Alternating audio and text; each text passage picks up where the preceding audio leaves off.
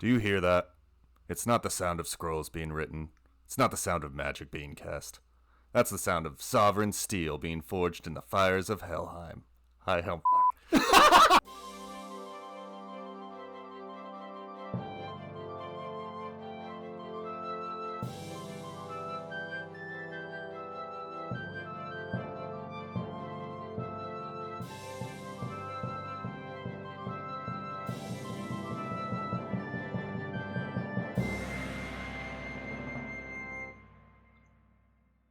Hey, welcome to the Tabletop Travel Guide, the podcast where we explore fictional worlds and civilizations right from the comfort of our own table. I'm Tyler, and in a session this week, I spent 2 rounds grappling a ghost before my DM realized that the incorporeal trait was a thing. Oh, yeah, you can't. Yeah, I partially thought that it might be a ghost, but he kept saying it was just undead, and I'm like, okay, I guess I'm going to grapple it. And he's like, okay, cool. Hey, props for trying. Yeah. I'm Ryan. Let's see, in our session this week, I finally ran a level 20 monster, which was kind of fun. Yeah. And the players were successful, so that was cool. Nice. I'm Sam, and when Ryan brought out the level 20 monster, my character did a spell where I got to invoke a giant bow and arrow and harpoon the undead whale thing from a long range. Yeah. Yeah. That was pretty good. Yeah, so today on our segment of things we mispronounced last episode, we have 3 things. 2 things I was able to get correctly identified. The third, we kind of have to wing it. So That's fine.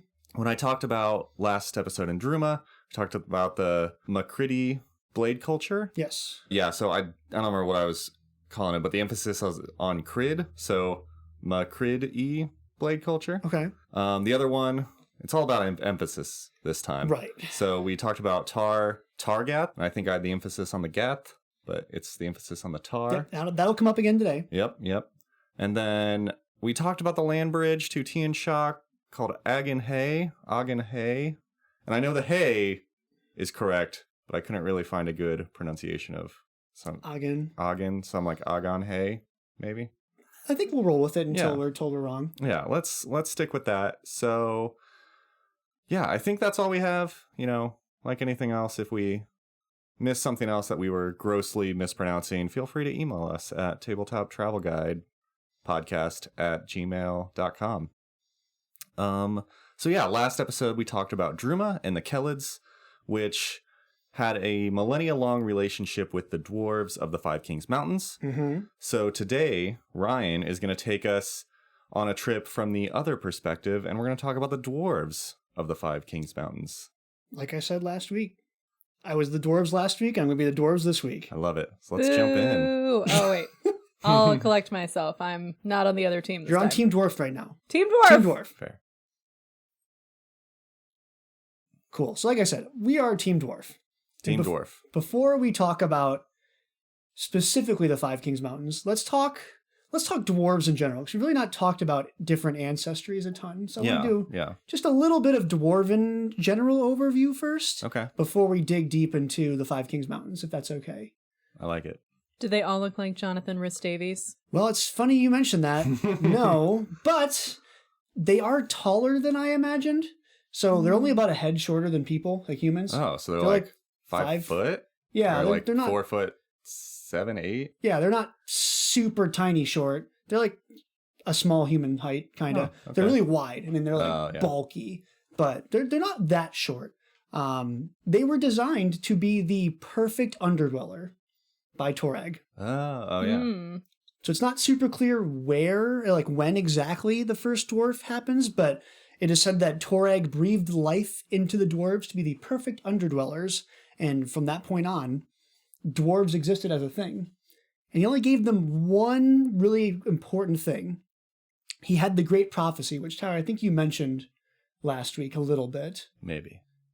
Remind me. The Great Prophecy. When the ground shakes beneath their feet, they must press upward to the surface. Oh, I don't think I was that part of that prophecy, but okay. We talked about it. Okay.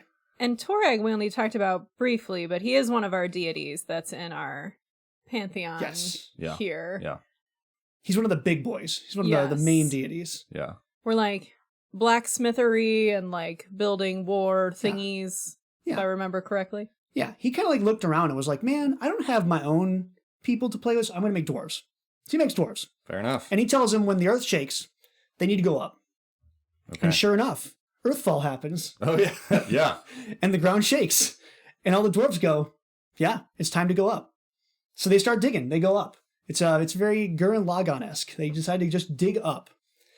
And while they all kind of agree they need to go up, not everyone agrees that we need to go all the way up. Okay. Some people are okay with only digging a little bit. And there's a little bit of splitting through the different, we'll call them nations of ancient dwarves. So we have some people that they want to stay dwarves and they want to keep going up, but they disagree with the intention, like the ideas of how quickly or how exactly we're going to do this. Because we're like fighting other people at the same time. Yeah. So Torag created them as an underground people? Yes. Okay, so he, okay. And then just left really vague directions. Yes. Go up. Fair. Go up. Go up. When everything shakes really loud, just go up. Sounds great. But then there are these other ones. There are some dwarves that say, no, I don't believe in Torag. And I don't think we should go up. In fact, I think we're the perfect underground beings. And we should stay here. And those are going to become the Duergar. Duergar. So they are basically Pathfinder's dwarves but evil. Ooh. Man, that's just rude. Like, cool, I'd like to say safe. Underground, where I've been. Evil. Yeah, so spoiler, they're going to make it to the surface, the dwarves. So the Duergar are kind of proven wrong, and their civilization, the ones who stayed, kind of start to fade. And at that point, they reach out to a different god, Droskar, who's like the evil god of the dwarves. Oh, that's where it goes. Yeah, To the bad place. and Droskar's like, hey, I can help. Would you like to train beetles to defend your cities? And they all say yes. So he grants them additional magical abilities, so they all can like turn invisible as like a thing now, and they can train beetles. And now they are a different ancestry entirely. And they just live underground. So that's part one of like some of the dwarves didn't agree with, and now they're underground. But all the rest of the dwarves generally agree. They're going to keep pushing up. And it truly takes the efforts of Dwarven King Tagric. And he says, look, we're all generally pushing up, but we need to work as one. We can't keep fighting. We can't have any kind of infighting. We can't have this political dispute. We need to go up as one. And it takes them a little while. And within 300 years, they get to the surface. They pushed through and they did it. Great job. Is this king still alive for this? No. Okay, I wasn't sure what the lifespan of dwarves were. It's longer than humans, right? Yeah, a little bit longer. Dwarves, I think, they're kind of like 300s-ish? 300 years. 300s. Yeah, and this all happens negative 5133. So this is a long time ago in our current timeline. Okay, so King Tarek puts his foot down. He says, guys, we have to stop fighting the Duergar. We have to stop fighting each other. We need to fulfill the prophecy and get to the surface. It takes 200-300 years, and they get there. They made it to the surface. And they're like, great, we did it. We had to fight a couple orcs along the way. We might have had some people who were non-believers, but we did it. It's a wonderful, pristine oasis for only us, right? Oh, no. Yeah, because that vague prophecy didn't say anybody else was going to be around. I was going to say go up and meet all the people who were up there. Right. Everyone we fought along the way, they just disappeared. Hey, there are orcs everywhere. Oh boy. Oh, no. There are orcs everywhere. So, kind of like alluded to last week, as the dwarves pushed upwards, the orcs were kind of like always one layer ahead of them, being pushed upwards. So by the time the dwarves get to the surface, they look around and go, wow, there are a lot of orcs.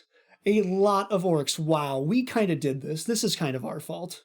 So do you think the orcs were just like, oh, honey, I heard a rumbling under the kitchen again today. I guess we should relocate. We'll just go a layer up in the earth. Well, I think they were getting like pushed up by the dwarves. Oh, like in combat, like fighting. Lots of fighting. Oh, it's a direct. It wasn't we heard a rumbling in our sink. It was a dwarf just showed up in our toilet. Yeah. Yeah. And here's a fun little side fact. Remember our friends, the Kelids? Guess who was in the caves above the orcs? Wait, the Yeah, so as the dwarves are pushing the orcs up, the orcs are like, man, we got to get out of here. So they find these humans called the Kellids, who are cave dwellers, and all the Kellids get kicked out of their homes. There's a lot of displacement here for this very vague prophecy, Torag. Jeez. Yeah, kind of not the best situation. Torag just wasn't great at giving context of like, just so you know, there's gonna be things up when you get. Yeah. So the dwarves might feel a little bad about this. King Tarek maybe feeling a little bad about this. So he says, you know what? I understand we have orc issues. It's a problem. I'm going to declare basically a crusade against orcs. Yeah, Okay. gotta kill all the orcs. Yeah, that fixes the problem. Naturally. Yeah, we gotta stop all the orcs. So his first order of business in a crusade, dwarves being dwarves what they are, they decide to build 10 giant fortresses. Perfect. And these are the Sky Citadels.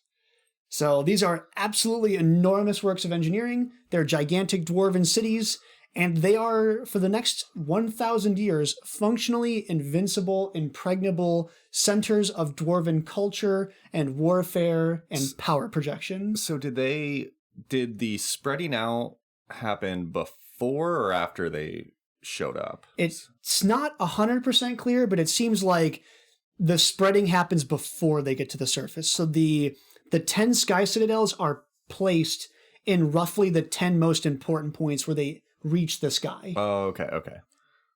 That makes sense. Because I know the Sky Citadels are different parts of Avestan. Yes. And I wasn't sure if they just got up and then moved, or they just kind of popped up and said, here, we popped up over here, they popped up over there. And for clarification, these Sky Citadels do not float above the ground. That is correct. The Sky Citadels are firmly in the ground. In fact, many of them are partially buried under mountains.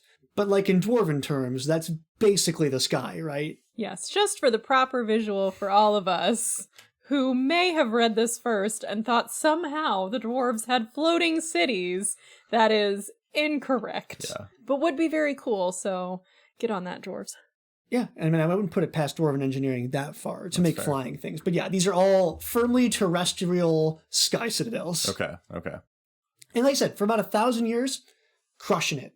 No creature, no orc horde, nothing can penetrate the Sky Citadels. Except, of course, at some point, some orcs get into the Sky Citadels. Oh.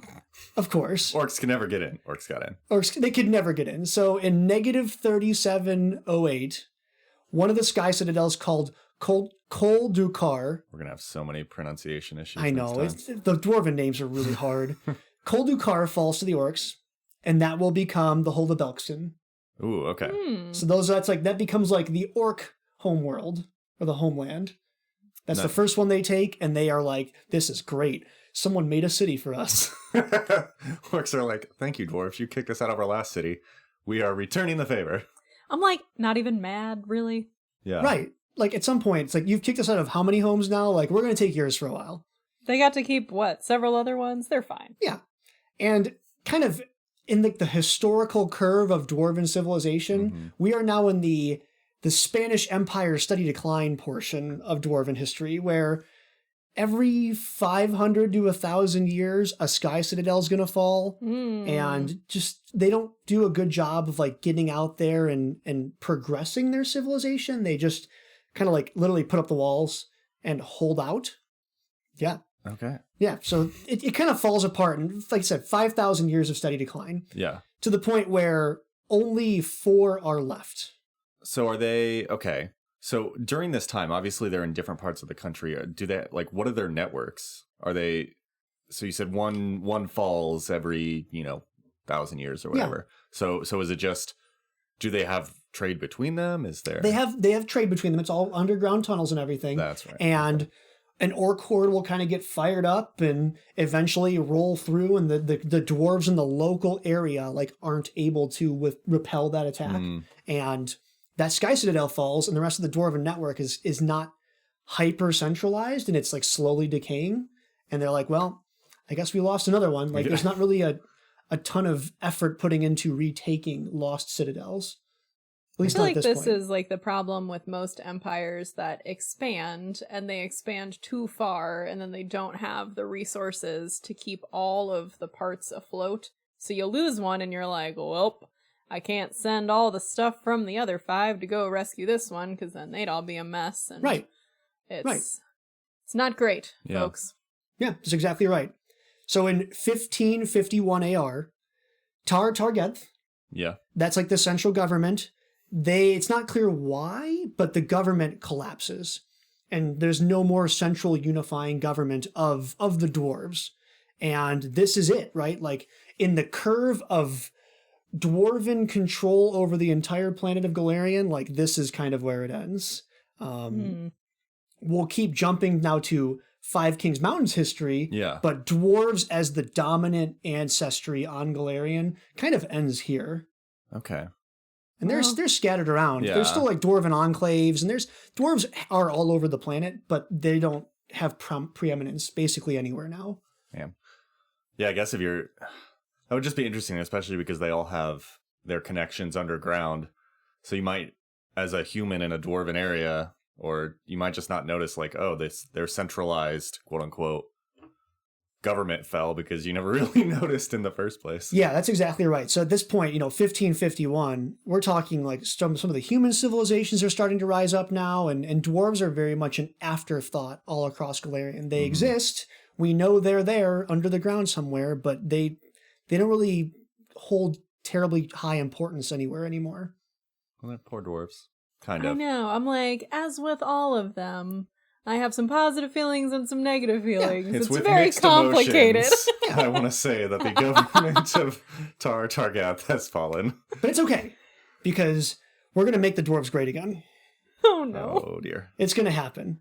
So in 1557, so only 6 years after like the central government of the dwarves as an ancestry fall apart, the noble dwarves in and around High Helm, which is one of the Sky Citadels, the one in the Five Kings Mountains, which is not called that yet, they figure out, you know what, this is a mess, and we cannot rely on the lack of a central government to keep dwarves safe, which is a reasonable take. They're all kind of looking around going, it's all falling apart. We need to take care of our own affairs. So there are 5 brothers, and each of the 5 brothers kind of takes over their own little section of the mountains and declares, like, founds a city and says, okay, High Helm is at the center, the Sky Citadel is still there in the middle, and we're going to make other dwarven settlements all around the area. And we're going to make dwarves great again. We're going to do it. We're going to come back. This is the beginning of the comeback tour. And so the 5 kings, and this, I'm going to try. Good luck. Just setting myself up for failure here. We have Gardrick the First, Sagorn the Holy, Doggen, Grak the Younger, and Tagric the First. Is Grak just the youngest one that they're just like, youngin'? It's very, very frustrating because there's like nothing written about any of these people. So I encourage any of our listeners, what do you think? Well, usually from context, if someone is called the younger, then there was an older. So either there was an older brother who maybe died, and then Garak the younger was born, and so they get the name. Okay. Or it could have been if that was like the father's name. So at least that's how it's used historically. Okay. When you look at like medieval naming. So there we might could have maybe put some of that on there. Yeah, there might have been even more brothers. Right. We only know that there are 5. That's true. Okay. Yeah, it's great. So we're going to make it happen. We're going to make new cities. We're going to bring the dwarves back. It only lasts like 12 years. They are immediately at each other's throats. They are like, well, you can't have the best city because I want the best city. And boy, literal open civil war, dwarves fighting dwarves, breaks out basically immediately, especially if you consider dwarf lifetimes are 200 to 300 years. 12 years is like nothing. Yeah. This is why you don't start a business with your family. I'm just saying. Yeah. And that civil war will last, count it, 700 years. Ugh. So we decided to build a coalition. That coalition lasted in the time of a dwarven supermarket run. Then the Civil War broke out. Literally, I'm gonna go run to the store. I'm gonna grab some food. Guys, why we're fighting already? It's literally that community meme. Oh, what the when fuck? he comes back with the pizzas and he walks in and everything's on fire. And this Crack the older, that's what happened. I went out on my tour of the earth and I came back, and what did you idiots do? Oh, it's great. So this is like my most fascinating thing based on our last time's discussion. Mm-hmm. So from like Dwarven history's perspective, all they mention about Druma is to close out this civil war. 3 generations of dwarves fighting. They call in some mediators from Druma who help settle the civil war, and everything's great. That's literally all they acknowledge. Oh. So that is fantastic, especially knowing, obviously we just talked about the whole situation with the human side that are like buying up war debts, doing all that stuff, and the dwarves were like mediators. Yes.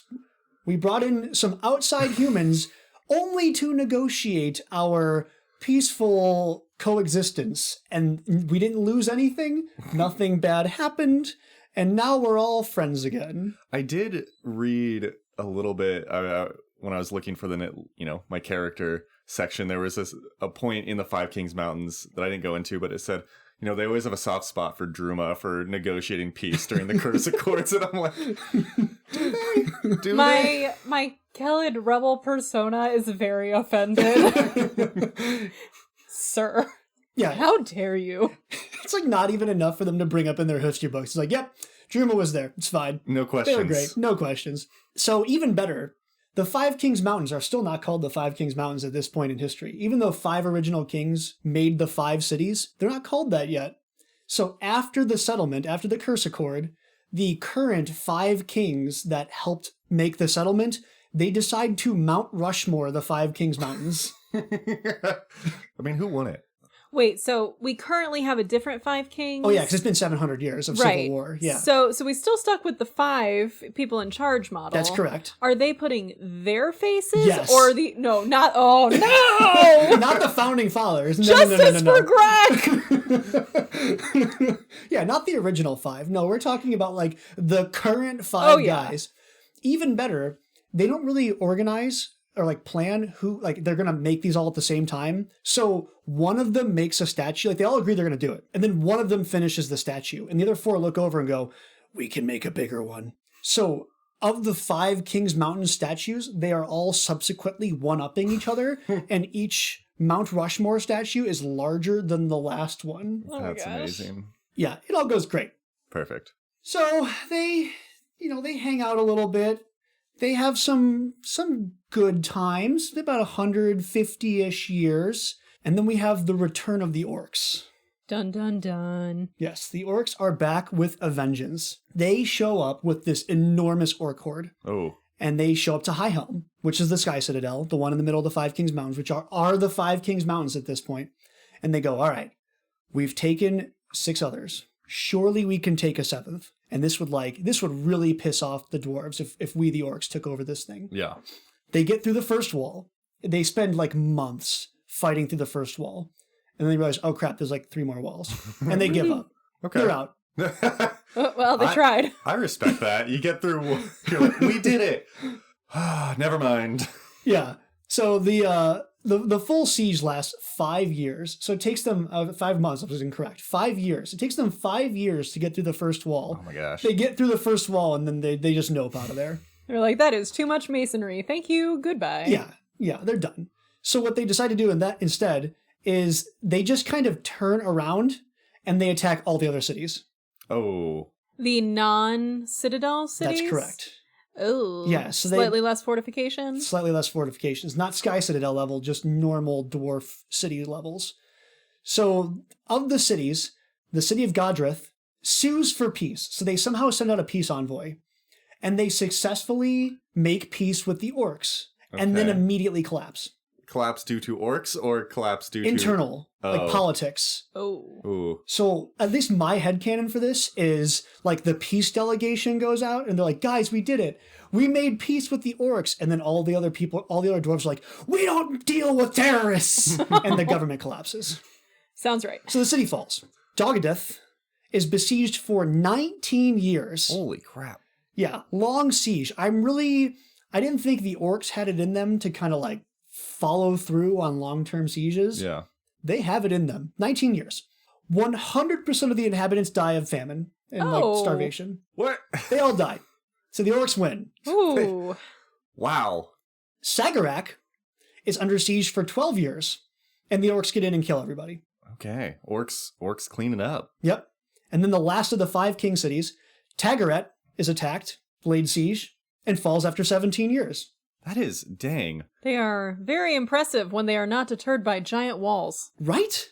Yeah, like they have the wherewithal to know when not to fight, and then just it's cool to I don't know, well, it's bad for the dwarves. Real cool guys. But it's kind of cool to see the orcs doing, I don't know, you normally think of orcs like mindless horde. Yeah. So it's like they're also strategic, and to the orcs' credit, they were the ones who were originally pushed out of their own home by the dwarves. Right. So Right. Okay. Still a little rough that this doesn't feel like specifically like provoked though. It's like, hey, we took 6 out of 10 of your giant cities. We're gonna go over another one.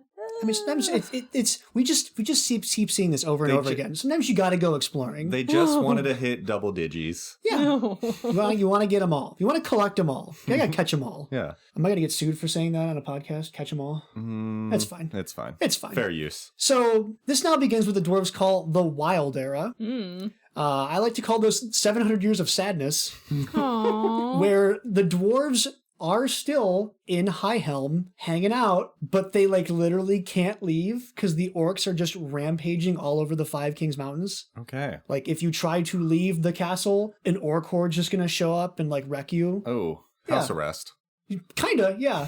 Yeah, kind of like orc house arrest. I feel like though tactically we are not taking advantage of all of the tunnels that they previously had. But the orcs were also born in the tunnels. That's the thing. They also know how to fight in the tunnels. Yeah, so they might be roving bands underneath as well. Blow them up. Look, I am just saying, if you are stuck in a castle and there's all these tunnels that go out, you just light that stuff on fire, blow it up, everybody collapses, you have now created a moat. Amazing. Well, I think you're going to be a fan of Cardon the Mighty. Oh, I'm so excited. So Cardon the Mighty says, look, we've let these orcs run around for far too long. It's been 700 years. Yeah. And this is our land. This is our mountains. So he runs out of High Helm. He invades and like starts fighting back and taking back the other Dwarven cities. Okay. Okay, but does he blow stuff up through tunnels? I think we can assume so. Yay. I think so. Headcanon. Yeah. The critical like turning point battle is listed as the Battle of Split Mist Pass. Okay, that's cool. There's 0 information about the battle. Perfect. So I made it up. I made a whole thing for it. Ooh. I'll post that up to the website or something. I made like battle maps and stuff. Yes. He kills Tardok Manyspears, who is the orc general at this time, and he puts Tardok Manyspears' head on a pike and walks it around to the other, like in front of other orcs, and is like, if you come mess with Cardon the Mighty, you're gonna get the spear or something. I don't know. Man, all right, Kadon, that's a little metal. I was just saying blow it up and make a moat, but heads on spikes, that's where I draw the line. It is successful. He pushes back the orcs, he retakes the Dwarven cities, and he declares himself the emperor, or the king, of the Empire of Tar Kadurum. Perfect. So like that whole thing ago, we were going to make the dwarves great again. He's like, we did it. We did it. We took it's not quite globe spanning, but like, man, we took the mountains back and we're going to call that a victory. And it lasted for 12 years. I mean, 500. Ooh, Okay, that's they pretty got solid. better. They got better. Yeah, so he and his successors, they get out there, they're friends with Druma. Yeah. They become friends with Cheliax and Isker. They have good relations with Taldor and Andoran. And they're like integrated members of society. It's going really well, actually. They even build a couple cities. They build the city of Jernashal. They make Rasiri Canton, which is it's like an above ground city. Ooh. And that's specifically to trade with Cheliax and Isker. They're like, hey, this relationship is so good, we're going to build a city on the surface, like almost like a human city, specifically to make it easier to trade with the humans. Wow. Yeah. Expansion with trading. Yeah, we're really learning. We're going to be members of the global community now. This is great. And then there's these rumors that like maybe a volcano is going to blow up, but like, what are the chances a volcano would blow up? I knew it was coming and I forgot about the volcano.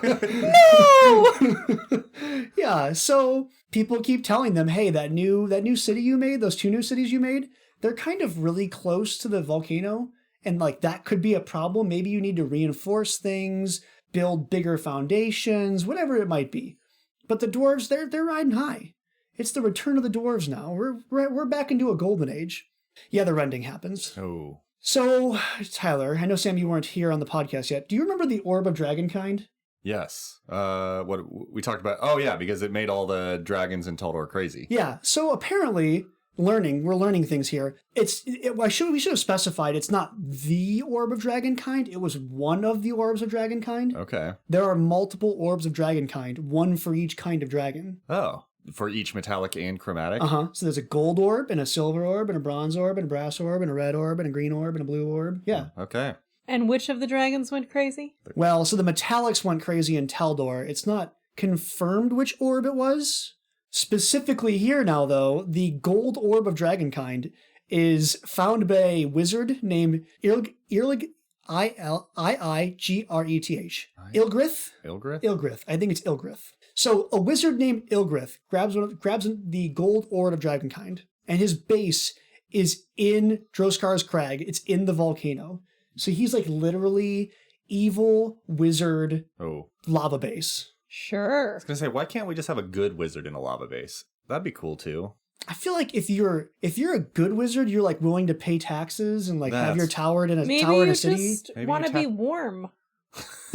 You're a perpetually cold wizard.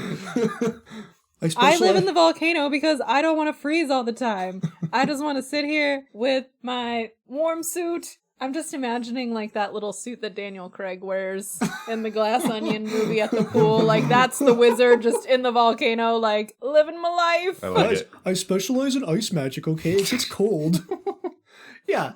So he has a lava base or a mountain, volcano base, just like you do if you're a wizard. And who will become a returning friend of the pod, Mengarke, a gold dragon, young gold dragon at this point. He gets enslaved by this golden orb of Dragonkind. Oh, not great. In the mountain. And the wizard sends him to work the mines, essentially. But so a merry band of adventurers is able to free the enslaved dragons. Oh boy. And on his way out, Mengarke goes, yo, I'm really mad at you for like enslaving me and stuff. So he breathes fire on this wizard and kills him. Yay. So mission accomplished. Perfect. And he also breaks the orb of Dragonkind. Oh no. Which causes the mountain to go boom. Oh. And there's a volcano. Oh, that's awkward. But don't worry. When he broke the orb, he made sure to collect all the shards before getting out of there. Don't worry. Is that important? It will be in a future episode. Uh-oh. It will be in the future. So yeah, he gets out of there. He causes the mountain to explode. Did he know that blowing up the orb would cause the mountain to explode? No, and I think it was like an act of passion. That's how I read it. Yeah. It was like, you've enslaved me. I'm going to kill you. Whoopsie. We saved the city, Patrick. Yeah. So the rending happens. There's this enormous explosion from the mountain. And Jernshal, the city, is great. The explosion happens. They all kind of look around and go, wow, we were right. The city was built strong enough. Nothing bad happened. Until 24 hours later, when an aftershock happened and shot a literal river of lava through the city center and fried all the inhabitants. Oh, you gotta watch the aftershocks, man. They can be a lot more dangerous than the first round. I'm going to take away points from the dwarves here, though. So they basically had a lava water feature running through the center of the city. What? Come on. What? Why? Well, I mean, if you're like an underground dwarven city, like that's just what you do sometimes, right? Yes. So yeah, so the water feature, the lava feature, becomes a lava cascade and basically incinerates all the citizens. Okay. Oh, boy. Okay. Well, here we go. Yeah. Rasiri Canton, that other like above ground city that was by Isker and Jeliax, yeah, that one just falls and falls and falls and falls. Wait, like literally falls? Yeah, like the whole city just falls. Oh. So like the earth opens up and it is swallowed by the earth. Uh-huh. And the city falls like way down deep into the Darklands, and everyone's killed. Oh wait, is that where the big hole? Yeah. Oh my gosh, so the big hole we talked about in Andoran that you can just see all the way down. It's one of the holes, yeah. One of the holes. Oh. Yeah. So that city's gone. Yeah, it's not a good time to be a dwarf. The current king, Sigrid III, he looks around and goes, "Hey guys, I got a great new plan. We're gonna move the capital back to High Helm. Because it's still there." It has nothing to do with the fact that the current capital is either under lava. Yeah. Don't worry, guys. I'm making a completely free choice. Yes, this was a politically motivated, no other reason choice. Perfect. The capital is back in High Helm. Okay. It's great. Yeah, this is, again, now we're in another period of sadness. So for the next 500 years, the dwarves kind of just exist. They work. This is like formally acknowledged as the low point of dwarven craftsmanship. So if we were on the Antique Roadshow of Golarion, this is when all of the people like grading the antiques be like, "Oh, this is from post-rending Dwarven. This is from post-rending High Helm. $20. Oh no. It's not really worth anything. Oh. Not great. Not a good time to be a dwarf." Yeah. So King Talcrick, he's like, "Hey guys, I know it's bad. We've done it before. We've gotten knocked down. We're going to get back up again." That doesn't work. His cousin Odric immediately assassinates him. Oh boy. He's like, "I don't believe in getting back up again." There is no hope. Murder. Oh, it's even better. Remember our friend Droskar? Yeah. The evil Yeah. god. Yeah, so Odric is a follower of Droskar. Oh, jeez. Yeah, and he goes, "Hey, wouldn't it be cool if my little favorite cult of evil dwarves is in charge of all of us?" Ugh. It's great. Everything's wonderful. So Ordric is a normal dwarf who worships the Duergar dwarf. Yes. Okay. So basically another civil war opens up, and the bad guys win. Oh, Cool. no. And he establishes full control over the dwarves of the Five Kings Mountains. And all of the dwarves pretty much toil in misery for the next 100-ish years. Oh. Yikes. The real low point. Yes, and this is, if we're looking at like the wavy graph of dwarves, this is the absolute bottom of the graph below the x-axis low point. Oh. This is not a good time to be a dwarf. Yeah. It's called the Collapsed Era. So ultimately, the theocracy fails in 4466. It's not super clear why an evil cult of dwarves is unable to hold total control. Yeah. Who could have guessed? Who could have guessed? You can't keep us down. So the theocracy falls, the dwarf cities are still there, and they all slowly start to pick themselves up. They each establish their own kings again, but it's really, I don't know, it almost feels like early Greek city-states now, where they're very much involved in their own affairs. They don't really do a whole lot. Once a year, they have what's called the Gathering Council, where they all meet in High Helm, because High Helm's still kind of acknowledged as at least the biggest and most important city. And they all talk through what they think as dwarves they should do, but these are not productive meetings. The meetings can last for months. Oh. And really nothing of value has ever come out of these meetings. And unfortunately, that is where we sit at current day. Oh, that's bleak. Yeah, so there's 6 cities. There's Lared, High Helm, Kovlar, Tagaret, Rolgrimger, and Tar Kazmuk. Tar Kazmuk. Those are the 6 dwarven cities of the Five Kings Mountains. There are not 5 kings that rule them. They are not a united people. The Five Kings Mountains are really barely culturally connected. Lots of dwarves live there. Like, that's really it. Yeah. It sounds like they're going to return to the Five Kings Mountains for an upcoming adventure path. Yeah, I Mantle know. of Gold. I know, and I think they're actually a new Lost Omens book for High Helm is coming either end of this year, sometime next year. I'd have to look at the release schedule. So there might be more coming. But the dwarves are on the upswing, is what I'm hearing. We've reached the bottom of the barrel, and you can only go up from here. Started from the bottom, and we're still kind of there. We're still very much at the bottom. But not ruled by an evil deity's cult, though. Gotta take the wins. Yeah, this may be like very kind of depressed for dwarves. I feel like there's lots of dwarves you meet when you're adventuring, like, oh, dwarves are kind of cool. It must be fun to go visit the dwarven cities. And then you're like, Man. sounds kind of sad. So, like, along with kind of Galt, this is similar of bleakness where, could be worse, but this Could is be not worse. one of the best places in present day. Yeah, so the Five Kings Mountains, they are ruled by like 6 people. They have a bunch of giant Mount Rushmore statues of the old Five Kings, but not the original Five Kings. Five Kings Mountains. Not the Five Kings, a group of Five Kings. A group of Five Kings, exactly. And that's where it is. That's Five Kings Mountains. Well, there you go. Whew. Well, thank you, Ryan. Yeah. Yeah, I mean, kind of ended on a downer, but Sorry about that. it's, I mean, not your fault. What can you do? So hopefully we will revisit the dwarves, maybe when High Home comes out. Yep. And then maybe do a tabletop spoiler guide once the adventure comes out for the people who are interested in hearing about what's going on. Yeah. Cool. But yeah, other than that, we will take a quick break, hear a word from our sponsors, and we'll be right back. Yeah.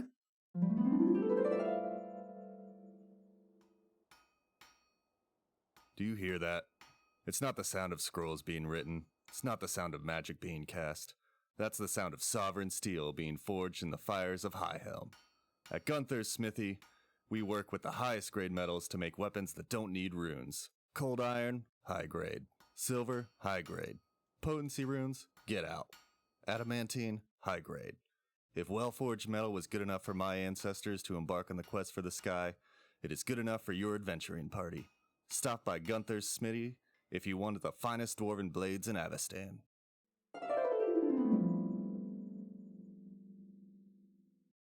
Hi, everybody. Welcome back. I don't know about you, but I really want to go buy a sword now. Good thing we're going to talk about campaigns. What? Let's go. All right. So I'm very excited about my campaign. I really like to pull inspiration from where we are. So I did also some research on various places in the Five Kings Mountains. So we are going to pop over to Kovlar for this. So Kovlar is part of the fallen city of Sagarak, if you'll remember. It was one of those cities that got sacked by the orcs. It fell after, I think, 12 years. Fair enough. So when it fell, it got overrun by undead eventually and became really rough. So at some point in history, somebody else came in, cleaned up part of it. So the purified and reclaimed part of that city is what is now Kovlar. Cleaning up the streets. Yes. So we're gonna hang out in Kovlar, and the campaign idea is that we have some weird things that have been happening. Prisoners have started disappearing from the dungeons, Okay. which I imagine are going to be like underground in some of those tunnel systems. Sure. People maybe didn't notice this at first because they're prisoners and like whatever. We check on them like sometimes. I don't know. Here's a potato, whatever. Yeah. So when we figure out, oh, this is maybe an issue, the guards are like, oh, people are missing. And then they discover some tunnels down there that like aren't on a map and we didn't think were there. Ooh. Whoops. So the guard is going to go to the Court of Regents, which is the ruling body of Kovlar. And this is a slight rabbit hole, but I really loved how they set this up. The Court of Regents is run by 10 individuals who are all the head of each of the guilds in Kovlar. That's pretty cool.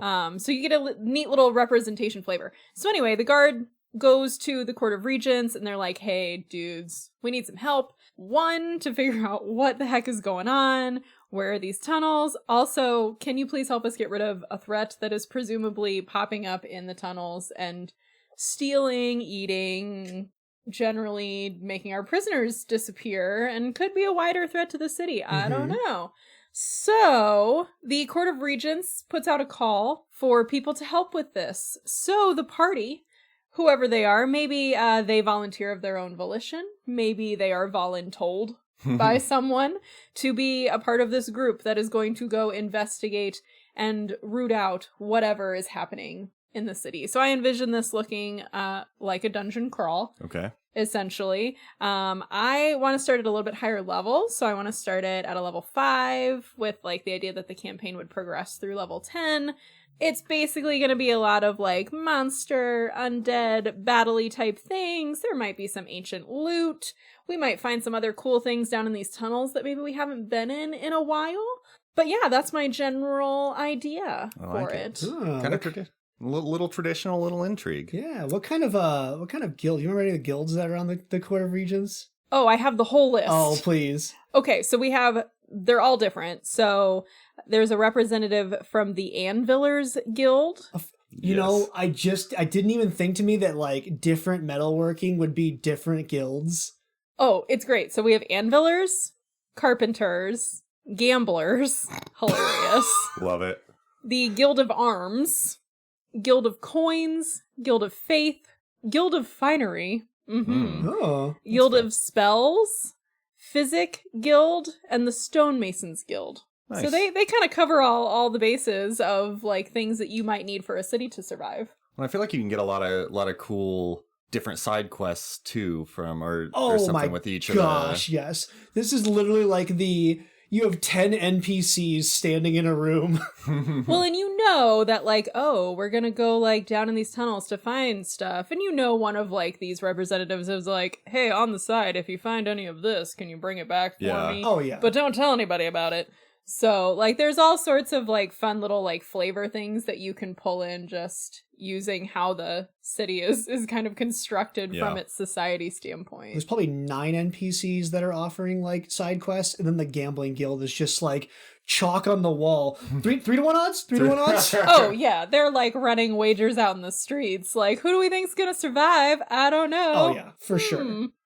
Okay. All right, Tyler, so you probably have a character then, right? So I think my character will fit pretty well into here. I did the random generator, and it literally gave me a lawful good champion, which I was like, that's the most boring character I could possibly think of. Okay. So I scrapped it and instead built a Dwarven lore oracle, Okay. or I like to call Loracle, Loracles, good. called Roger Loreforge. Roger the dwarf. I'm in. I'm in for it. Roger is born to a family of Dwarven historians who they kind of chronicle and keep Dwarven history. Obviously, they, like you said, we're kind of at the bottom of the barrel of Dwarven history. So they're keeping all the records of when the dwarves were on top. And so Roger was always very interested in the Dwarven kingdoms, like the old kingdom of Targath and Tar Kaderm. So he grew up doing that. In addition, he had a blessing or a curse. In this case, he was basically cursed with kind of supernatural knowledge kind of flowing into his head at all times, which is kind of a nature of a lore oracle. You basically just are super good at knowing things. Okay. So he's Wikipedia all the time, Kinda. for good or for bad. Yes. Sometimes that information is overwhelming, but you can use it a lot. Yeah. After decades of curating the great history of the dwarves, he decides he doesn't want to just stay in, maybe he's in High Helm. He doesn't want to just stay there talking about the past. He wants to go chronicle the present and see what's going on. In my head, he kind of becomes like a action journalist out in the world, where he's out writing stories, and he kind of becomes a great chronicler of Dwarven history outside of High Helm and outside of the Sky Citadels. Investigative journalist, the background we didn't know we needed. Yes. So as part of that, he kind of just becomes good at not just Dwarven history, but kind of every other history. Yeah, you're interacting with everything else. Yeah. So he's kind of becoming, again, he's level 5, so he's not the best in the world, but he's kind of becoming known locally. He becomes a lore master, which is an archetype that Sam has used before in a character. I love that one. It's so bad. You can just know so many things. Yeah. You basically just kind of get a free lore skill to just do whatever. So he's kind of this like very heavy into knowledge and chronicling and writing all this information. So then he decides after a while of doing that he needs more. He has powers. He's an oracle, so beyond the knowledge, he can cast spells. He knows some magic. But he decides, you know what? I'm going to get on the front lines of the changing worlds. That is when he decides to join a adventuring party and kind of be the, journalist in the party. He has to be a war correspondent, basically. Yeah, that's it. That's what I was looking like, a war correspondent. And so I imagine for your campaign, he hears the call of there's something going on between, underneath a Dwarven city. So he's probably like, this might be a good chance to both kind of make my name known more as like a war correspondent and also just learn more about the dwarves, because even though he's learned about everything else, he still loves the dwarves. Yeah, I imagine he's the one kind of like, if you have a bard who writes songs and stuff about a party, he's the one writing op-eds about the adventuring party. Hey, if it bleeds, it leads. Yeah. So, I think he would, join the party. He would answer the call and just kind of dive in, and he would write really good reports for the Court of Regents. We like when people volunteer and don't have to be voluntold. That's great. Yeah, he'd be all in. I think Roger Loreforge. Well, Roger's probably like while the fight is happening, he's like, look, and then we were fighting 1, 2, 3, 4, 8. No, nine orcs. We were fighting 9 orcs. 8, no, 8.5 orcs. That's actually a half orc over there. He'd be very much be like, how many enemies are there? Why are we trying to see if we're gonna be good on strategy? No, for my paper later. And then someone else is like, Roger, cast a spell, please. Fine. Okay. Get your head out of the book, Roger. Come on. I gotta write. He can dictate. He's got a stenographer. Oh my gosh, he needs to have like a tiny little familiar that's his stenographer. Dang. That'd be awesome. Is there a Dwarven J. Jonah Jameson that he also reports to somewhere? Give me pictures of... I don't know. Who's a... Druger Man. I don't know. So yeah, that's my character. Roger Loreforge, war correspondent, investigative journalist, won a Pulitzer. Look, I don't think that he can have won the Pulitzer yet. Yeah, he's working towards He's it. working towards winning a Pulitzer, though. Yeah. He's only level 5. Yeah. Well, cool. I think that sums up Five Kings Mountains pretty solidly. But before we go, Ryan, on a scale of 1 to 5 kingdoms, Ooh. exploring the Five Kings Mountains, what would it be? I think I'm at like a 3 out of 5 kingdoms. 3 out of 5 kingdoms? Yeah, I think it's not in like one of its ages of sorrow. Like it's not horrible right now. I'm always going to question a group of people who use lava as an architectural choice. Fair. But I think the dwarves are cool. I'm an engineer, so I feel like I would really like personally enjoy walking around a dwarven city. Nice. I'd be really into that. So I'm at least 3. What do you think, Sam? I think I'm a 2. Slightly less.